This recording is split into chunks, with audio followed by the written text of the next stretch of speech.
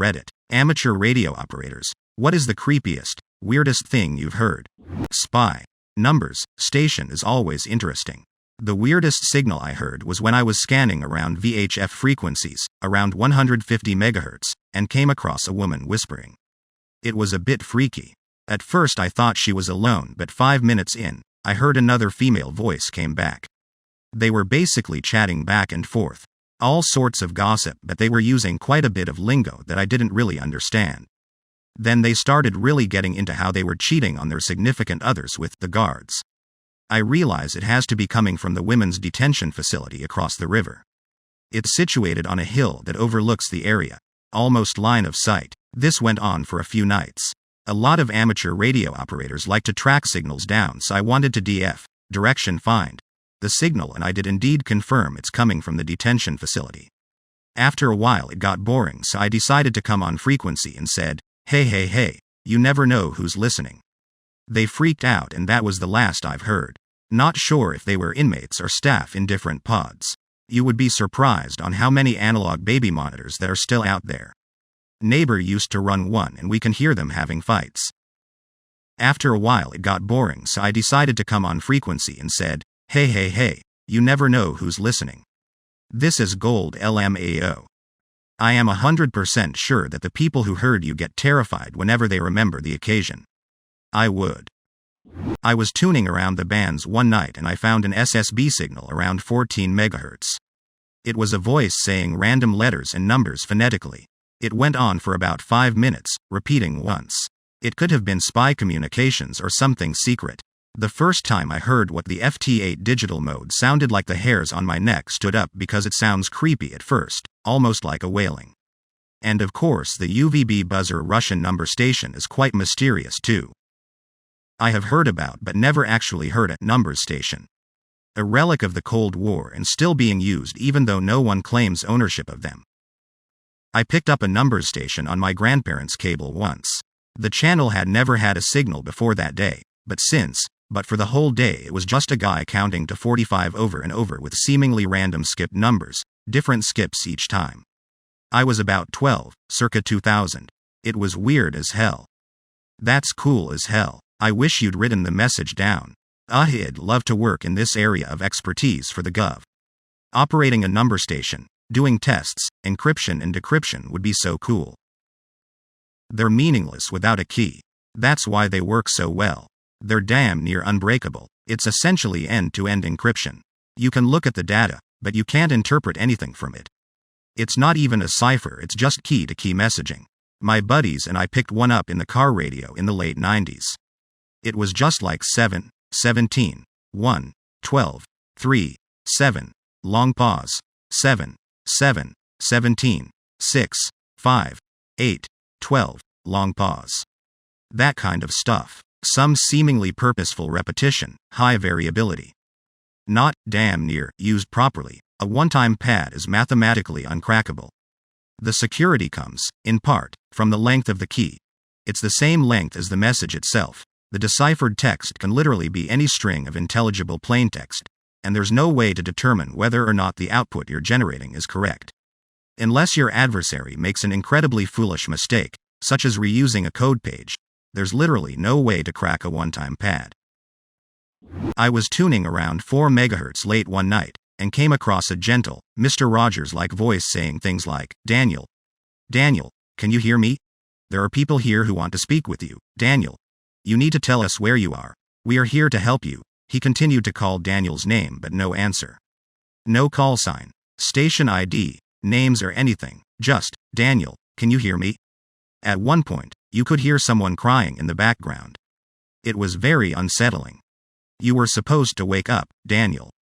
Should have replied, I find it that when people are abusing the bands like this and you just call out like this, station calling you or interfering on an amateur radio band, identify yourself or get off the air or the FCC will be notified, it scares them off. I couldn't have transmitted if I wanted to. My radio at the time, Kenwood TS440, could receive general coverage but could only transmit on amateur bands. This transmission was coming in around 4,100 kHz, which was outside of the amateur range. Not crazy as in bad but crazy as in amazing. The first time you talk to someone via the International Space Station repeater, you program your radio and use a handheld antenna, in my case, and point it at a bright dot going across the sky and are able to talk to people 1,000 of miles away. An amazing feeling and mind-blowing. Wait, what? Anyone can talk to the astronauts? So cool. If you're a licensed radio amateur, yes, only need a tech license and a Baofeng with a tape measure Yagi antenna. What happens if you're not licensed and you try to talk to them? Sorry if that's a dumb question, I don't know anything about radio. Not a ham, but I've heard the buzzer live before on a vintage receiver. It's creepy to say the least. 1 second you can be listening to an FM broadcast and the next second you can switch to SW and tune into the buzzer. The questions instantly flood your head. Of what is it and where is it? It's like the audio equivalent of a liminal space. What frequency? Is it still active? It's getting to be SW season by me. Can't hardly wait. Still going. There's a live stream on YouTube for anyone who wants to hear it live. If you check the uploaded videos for the channel, you will find clips of the voice transmission that comes on every once in a while. Good luck tomorrow. Oh wow, thanks. We'll report back if I'm able to receive it. 4,625 kHz. Last I heard it in 2018, it was still going.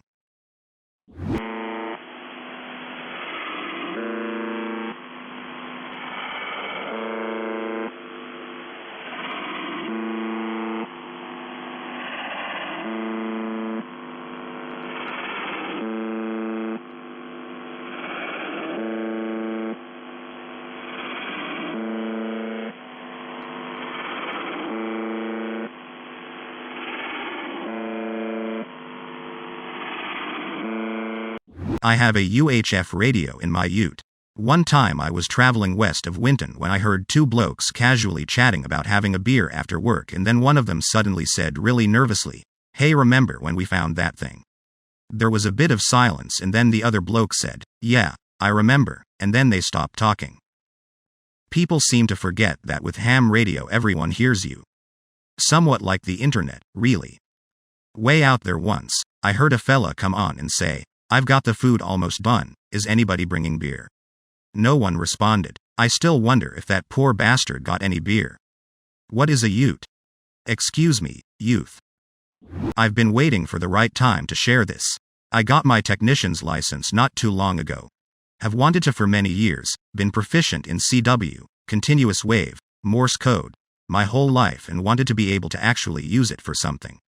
While most hams say you need a general license for high-frequency bands, this is untrue for a tech who got into the hobby solely for CW, as we have CW privileges on 10, 15, 40, 80. These are all high-frequency bands, so I have more than enough room to play without having to upgrade just yet. I bought a 10-meter radio and an 80-meter CW transceiver to start with, along with a little handheld for the local 2-meter, 70 centimeters bands and repeaters. One night in early October, I decided to fire up the 80-meter. .80 is primarily a night band. I'm a night owl and 10-meter is pretty much closed at night. So I had been on 80 most nights since getting my license. I made a couple contacts here and there, but spent most of my time listening. On this particular night, I called CQ on 3.560, the QRPCW calling frequency, and got nothing. I had a rather silly antenna hooked up, homemade random wire, and was really just playing around, not expecting much. A few minutes went by and I called again. Before I finished punching out my call sign, someone came back to me. Very quickly, they didn't even let me finish my transmission, but they copied my call correctly. I figured they heard it from my earlier call. I couldn't copy down what they were saying right away, but it was repetitive. It was a call sign, and they sent it at least 20 times in a row. Very rapidly, along with what I could only describe as a bunch of CW gibberish. CAA, MON, and weird shit like that. I didn't reply. It was super strange and for some reason gave me a kind of nervous, ominous-ish feeling. I grabbed my phone and went to QRZ to look up the call sign that had been repeatedly sent. I'm gonna add it here so that y'all know this was for real, and it scared the shit out of me. I'll edit it out. Take this down later to respect the privacy of the deceased operator who was assigned that call sign. I often Google the operator after finding out their names, as I've found some pretty funny shit in the past doing this, such as drunken videos of that operator going on rants, complaints about them, etc. My heart fell to my feet when I looked this guy up. He friggin' died in August. Again, here someone was shooting CW at me faster than I've ever heard, using a dead Mont's call sign. Freaked me right TF out. I shut the radio off, chalked it up to someone pirating his call sign to mess with people and went to bed. But it still kind of bothers me, whenever I call CQ now. I'm leery of who's gonna come back to me, lol. Call was K5ALU. I have no reason to make any of this up. And it was more than likely someone pirating his call sign, but it made the hairs on the back of my neck stand straight up. I sort of wish I'd have tried to actually make contact, or at least deciphered more of what whoever it was saying. Some Silent Hill phenomenon. In Silent Hill 4, The Room, a telephone rings, the player picks it up to answer. Only low moans and static are heard from the other end. Sounds like something from Audition, the most fricked up Japanese horror film I've ever come across. Sounds like somebody's never seen Strange Circus. Something I got to add to my list, haha. JFC, gave me chills just reading that. Could very well have been EVP. In the late 1980s was listening to Radio Jerusalem on shortwave and they stopped regular programming and made an announcement. They said that there were incoming rockets and everyone should put on their gas masks and go to their safe area. The announcer also said to be sure that your children's masks were put on correctly. You heard a Viper missile alert, and I'm guessing it was during the First Gulf War. Did it sound something like this? Back then, missile tracking was not advanced enough to pinpoint launches to individual cities, so whenever the Iraqis launched Scuds at Israel, the entire country got an alert.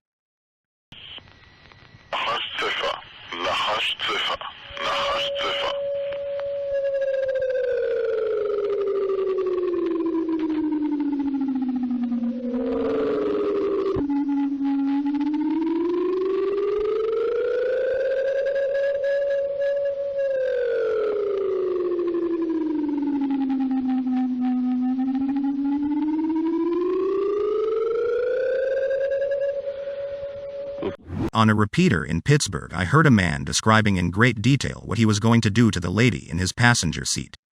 The talk was of a sexual nature. She seemed happy about it. I, however, wanted to throw up in my mouth. It was a good 3 to 4 minutes of solid talking. I'm not sure if they purposely keyed the mic or if they somehow were hot-mic'd, maybe Vox, but there were no drops outs. Either way, it was the first time I heard questionable content on the air. I was a bit shocked and eventually spun the dial. It was 2012. I liked listening to a radio program with horror themes that ran until dawn. Despite that night it was not the case. The theme was different, something more humorous, even say it was almost midnight. Its director Daniel answered a call. The voice of a little girl began to sound, no more than 12 years old, calling her grandmother, Grandma. Obviously Daniel thought it was a joke. He let the call continue and the girl began to sob, calling her grandmother. I want my grandmother. Finally the call was cut off. They took it with humor until the next night the call was repeated, the same girl calling. Because of the paranormal knowledge, after talking so much about it on his radio program, Daniel put the audio in reverse where the girl was heard saying, I died. Several listeners reported presenting strange phenomena in their homes while listening to the voice. They did a full investigation with Discovery Channel on this case. They exist and you can find the audio of that night. It turned out to be the spirit of a girl who had died in the fire of her house years ago. It was one of the most famous cases of ghosts captured on the radio in my country. Old man has been a ham since before I was born. I tried to get my license in my teens. Got the novice but could never pass the tech exam. Anyway, weirdest things I heard over his radios were 3 things. This one is more surreal than weird, but my brothers and I got to talk with the astronauts on the Mir space station as it flew overhead. Just the fact that we were talking to someone in space from the ham shack in our basement was cool. During Desert Storm, my brothers and I helped run the Mars station to relay messages to families stateside. Can't even begin to recall the number of messages sent back to the troops about being pregnant, wanting to get pregnant, asking for a divorce, and admissions of affairs with someone they knew. Very rare was the female voice over the radio, and when one came across the waves, ears would perk up. Long story short, this female ham got into a conversation with a male ham about how he could improve his marriage. The conversation included anal fingering, the use of lube, and places to have sex. During Desert Storm, My brothers and I helped run the Mars station to relay messages to families stateside. Can't even begin to recall the number of messages sent back to the troops about being pregnant, wanting to get pregnant, asking for a divorce, and admissions of affairs with someone they knew. Our shipboard chaplains had an improvised form they used to bump a sailor to the head of the Mars queue for compassionate reasons. Usually it was financial woes. Sometimes a sad, homesick young dude just needed to hear a voice from home, but occasionally issues far better sorted out over a private line or telegram were shared. We quickly learned that request meant clear the shack except the scheduled operator and the sailor, but even with the door closed everyone down the hall could hear, not to mention all the other Mars stations on Freak taking turns and SWLs eavesdropping. I always felt bad for those dudes, knowing their personal crisis was Midrat's gossip fodder before they even made it back to berthing. Not a radio operator, but maybe someone can help me to understand what happened here. I had this Dell laptop and I used it a lot, mainly to do art and illustration work. I usually worked using cable headphones and listening to YouTube or Spotify. But, from time to time, usually when I has the headphones on but no sounds playing, I heard distant voices behind static. I only heard short sentences, like people using walkie-talkies. Thought I didn't heard anybody using over commands. I believe that's the wires of the sound mechanism acting as antennas and picking up radio signals. I have an old stereo system and if you turn it on and leave it silent you can faintly hear a local radio station. It's just interference, though I wish I knew why it picks up the frequencies it does. The dial you turn in an analog radio is a variable capacitor. Sometimes, electronic devices inadvertently create capacitance at the same frequency as the station, and that gets picked up by the amp in the circuit and passed on to your headphones. A lot of my early electronics projects turned into radios by mistake. I'm no expert, though. Someone else can probably explain it better than me. I was in southern Oklahoma visiting some relatives. This was in the late 90s. I remember listening to my uncle's CB. It was pretty innocent for the most part. Mostly just guys talking BS. Then two guys came on and started openly bragging about burning a cross in some black guy's yard. Apparently he'd moved in with a local white girl and they weren't happy about it. Aw, those good old boys. They were bragging about how scared he was, and how he better be glad that's all they did. I can still remember how they laughed and laughed. On PMR 446, license-free UHF frequency band, there's lots of strange activity I have encountered. I was testing my radio on PMR 8 late in the night, around 4 a.m. I couldn't sleep, checking the SWR of the antenna. I whistled into the radio whilst checking the deviation on an SDR. I did this a couple of times and then I heard a faint whistle crackle through back to me a few seconds later. Very strange. I've also heard music players on PMR before playing seemingly random tunes from old TV shows or an air raid siren. The main music player is a strange person who has also been known to abuse the 2-meter calling frequency in leads. Always playing the same tunes or jamming people for seemingly no reason at all. But that isn't nearly as disturbing as the Baofeng stalker. We have a evening net on PMR Channel 8 here in Yorkshire. Lots of people join in. Usually it is trouble-free. Up until very recently we had what we deemed as the Baofeng stalker. Someone with a Baofeng Roger beep, 2-tone beep, would key their radio between overs randomly. This wasn't a jammer, they would deliberately wait until someone stopped talking and then send the beep and nothing else. We would say, "Is anyone on the side?" and they would never talk. This happened for months on end and we realized whoever was doing it was mobile, in a car, as their signal was very strong to certain people at different times, so they were driving around doing it, never jamming, just wanted to make their presence known. We dubbed them the Baofeng stalker. One time I was fed up and made my concerns known and we never heard from them since.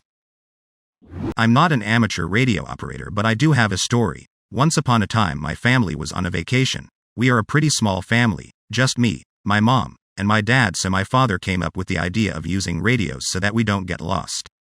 Somehow, however, when I was alone and starting to fall asleep, a voice came from the radio. I couldn't understand it but it sounded foreign for some reason. I think we were in Switzerland? Anyways, from what I could understand it sounded panicked, almost scared. I'm not sure how I intercepted it, however. I think it might have been a police officer calling for backup. Although I really am not sure how I intercepted it. I think the radio was off as well. It was creepy as all hell.